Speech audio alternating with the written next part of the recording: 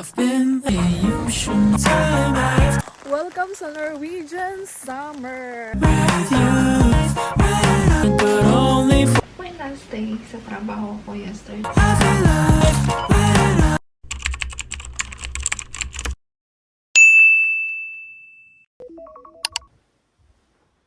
Hi everyone! Good morning! Welcome back to my channel, and this is Monica Tierras and nagbabalik again and again.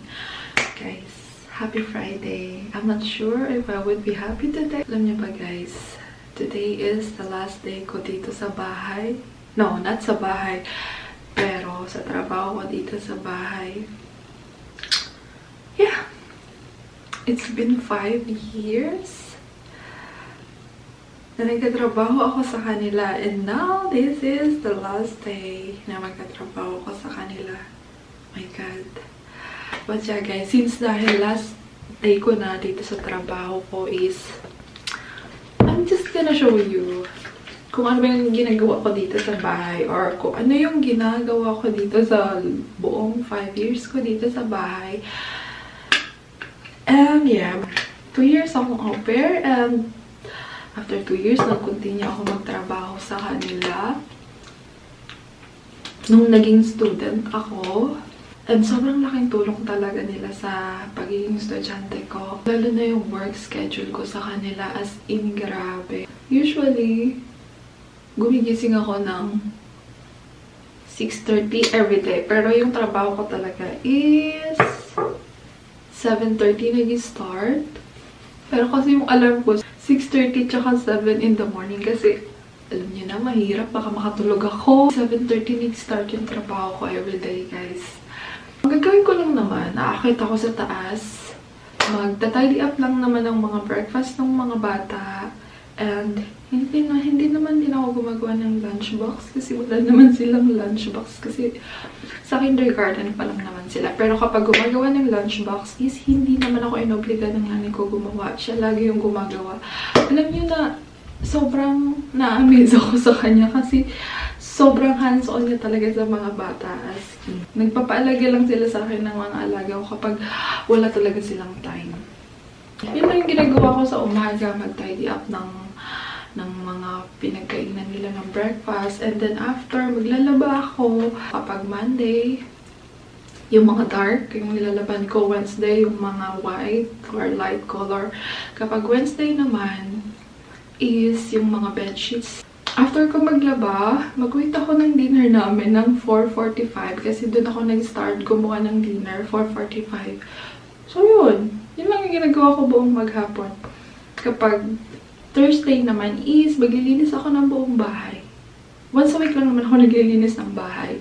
And then Friday, wala ako masyadong ginagawa. So, usual day, magta-tidy up ng breakfast nila. And then wala na, pahinga na ako. Mag-wait ako ng dinner namin. Yun lang naman yung ginagawa ko buong linggo, guys. But today is Friday. Yung schedule is nag-change din naman siya. Usually kapag maglilinis ako ng bahay. So today is Friday na dapat kahapon ko ginawa. Pero may ginawa kasi ako kahapon. And kahapon guys, Thursday, kumain kami sa labas. Like parang thank you dinner with my host. Alam niyo ba, sobrang thankful ko talaga sa kanila. Sa buong journey ko ng pagiging au pair from Denmark to Norway. I am so blessed and I'm thankful kay Lord kasi sobrang na-blessed ako sa mga hosts na napuntahan ko. Oh my God. Blessed lang ako ni Lord sa mga hosts na napuntahan ko. And yeah, simulan na natin guys kasi magka-7:30 na. Akit na ako sa taas. hey, how's your day? I don't know if I'm interrupting what you say. I've got Okay guys, it's 8 in the morning na and kumain lang ako ng very light ng breakfast after ko mag-tidy up sa kitchen. So now, simulan na natin maglinis ng bahay. Kasi ang paglilinis ko is, it takes 4 hours. Isama ko pa yung apartment ko, it takes 5 hours. So, yeah. if I've been MIA. I can make it up to you right now. What you say, you should know. I see more life when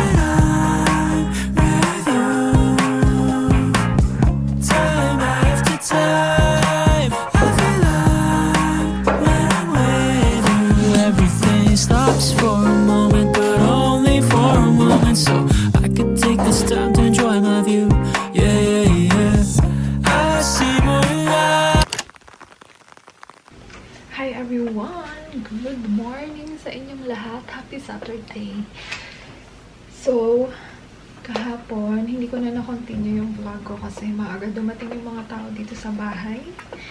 But yeah, that's my last day sa trabaho ko yesterday.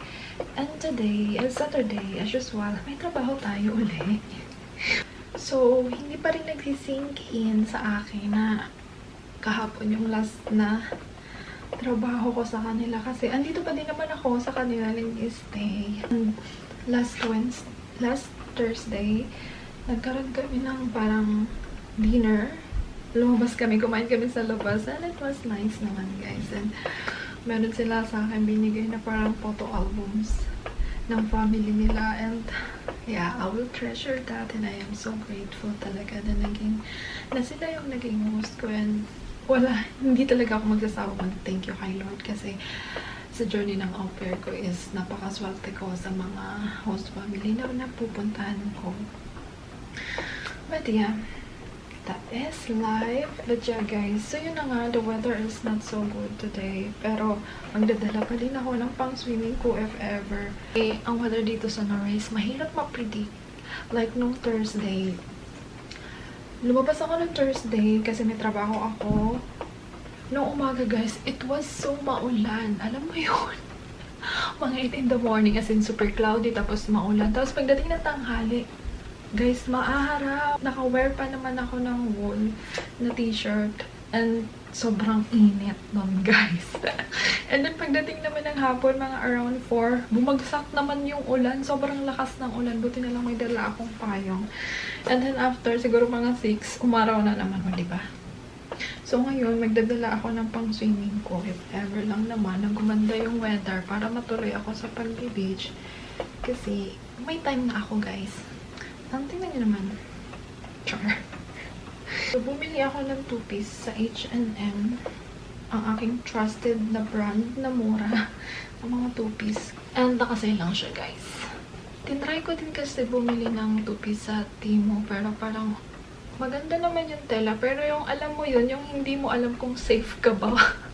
Kasi 2-piece siya. Hindi mo alam kung, alam mo yun, baka masilipan ka or what. Pero sa H&M, guys, subok na. And ito na yung dadalhin kong bag. Kasi para hindi siya mabasa. Kasi maulan din. Dapayo. Guys, ang ganda nitong bag na to. Pero may H&M din siya. Marami ako na nakukuhang compliment dito sa bag na to. And yeah, this is from H&M.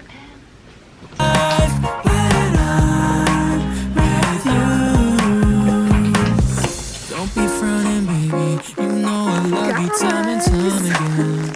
Welcome to Norwegian summer! I've been trying lately, but I'm not perfect. I've been searching, then you came into my life. So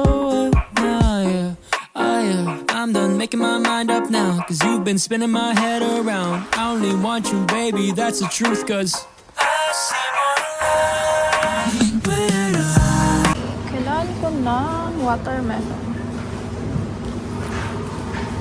Baliit. Guys, kailangan ko na din bumili ng mga ganyan. Pero, meron pa naman ako sa bahay. Ito yung ginagamit namin sa bahay para sa mga laundry, pero liquid. Ang mahal pala, 70 crowns. Oh my God! time after time, I feel like when I'm with you, everything stops for a moment, but only for. Okay guys, andito ko ngayon sa grocery store and this is what I hate most kapag pupunta ng grocery store is yung hindi ko mahanap, hindi nahanap ko.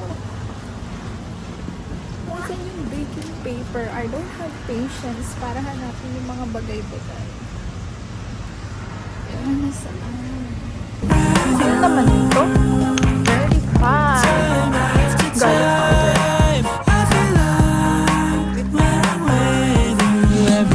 Stops for a moment, but only for a moment. So I can take this time to enjoy my view.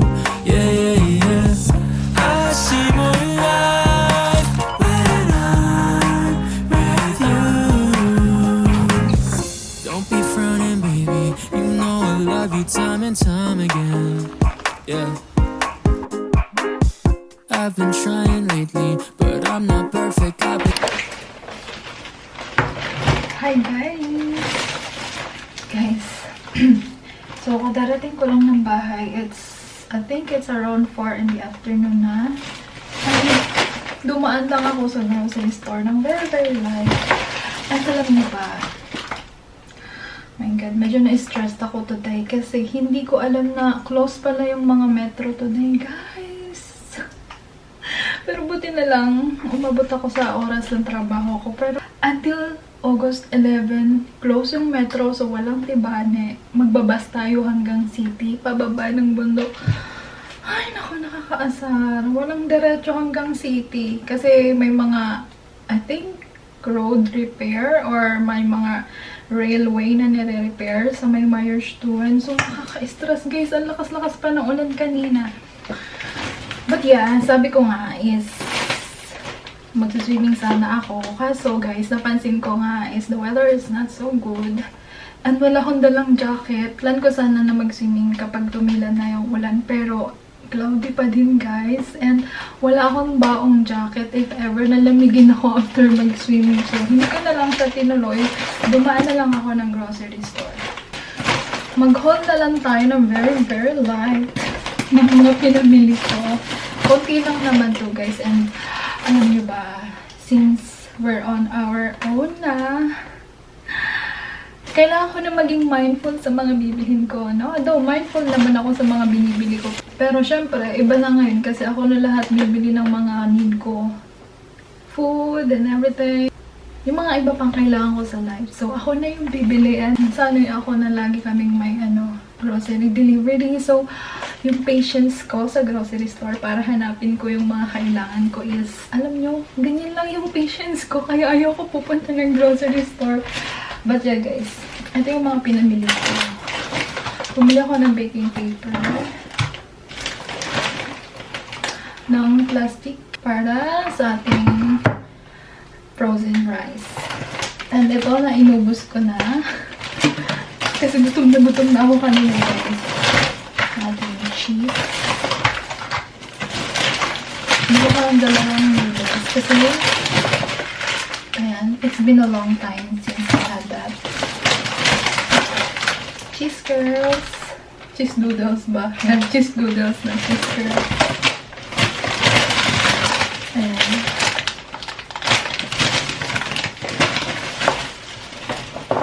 And garlic powder. And then, pizza.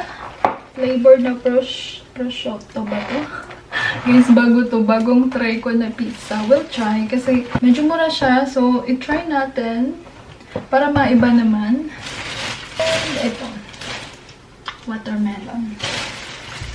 Hindi ako masyado bumili ng marami. Kasi may mga foods pa naman ako sa fridge na kailangan kong ubusin bago ako mag-grocery ng mga bagay-bagay. And medyo mabigat din yung bag ko kanina. So, yeah. Okay guys, gutom na ako. Searching, then you came into my life, so I'm done making my mind up now, cause you've been spinning my head around. I only want you, baby, that's the truth, cause I see more life when I'm with you. Time after time, I feel like when I'm with you, everything stops for a moment, but only for Hi guys! Good morning sa inyong lahat, guys. Today is Sunday. And nag-aayos ako kasi mag-church ako. Alam niyo ba, guys? Pagkagising ko, my God, I was not so feeling well na naman. And today is talagang may migraine na talaga ako paggising ko. As in, grabe. Sobrang lala ng migraine ko. So, inagapan ko na siya. Ininuman ko na agad siya ng Paracet. And medyo nag-okay naman na. Medyo nafe-feel ko pa yung migraine ko ngayon. Pero, yeah. Isa to sa mga reason kung bakit minsan ayoko ng summer. Though, I really like summer din. Pero, alam nyo yun, yung weather, yung paiba-iba ng weather. Like, napansin ko lang to kapag yung paiba-iba yung weather, yung umuulan, umiinit. Parang mostly doon nagtitrigger yung migraine ko.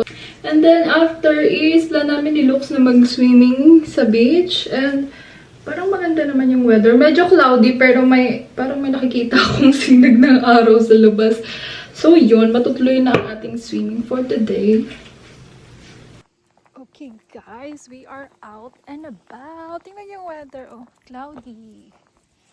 So, kahapon, napagtanto ko na last day ko na palang mag-aantay dun sa metro station, guys. Kasi nga, close yung metro.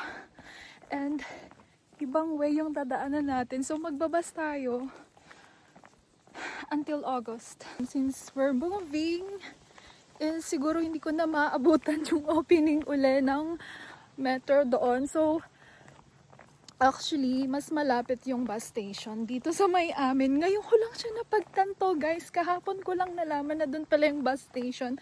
Kasi usually, wala namang bus dito sa amin pataas kapag summer. And I really don't know kung saan talaga yung bus station. Pero kahapon, nalaman ko na.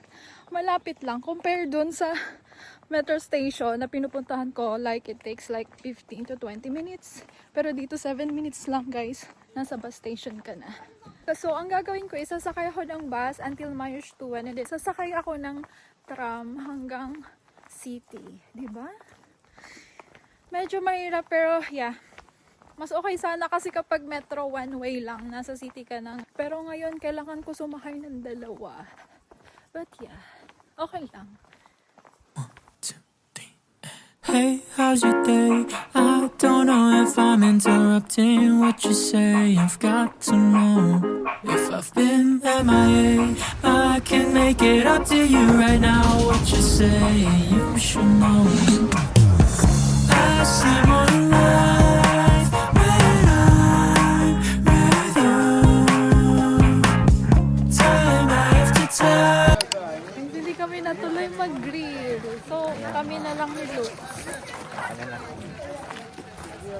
Dito na lang kami sa Langoyan. Nag-island. First time din ni Luke pumunta ng island. Oo, first time ko. Nag-1 year na ako dito sa Norway, pero first time ko. Pero it's nice. Boating kami. Yung boat. Tapos, feel namin maligo, guys. Later. Maglakad-lakad at kapag feel namin mag-swimming. Kasi tingnan mo naman, oh, cloudy. Medyo malamig. Ayun, mahangin. So, We'll see, we'll see. I feel like when I'm with you, everything stops for a moment, but only for a moment. So I could take this time to enjoy my view. Yeah, yeah, yeah. I see more life when I'm with you. Failed ang swimming namin for today's video, guys. Hindi namin kaya yung lamig. ang hangin. Okay na sana, guys, kasi sunny. Kaso, mahangin siya. Ito mo naman. Kayong hangin. Norwegian summer. Oh, very Norwegian.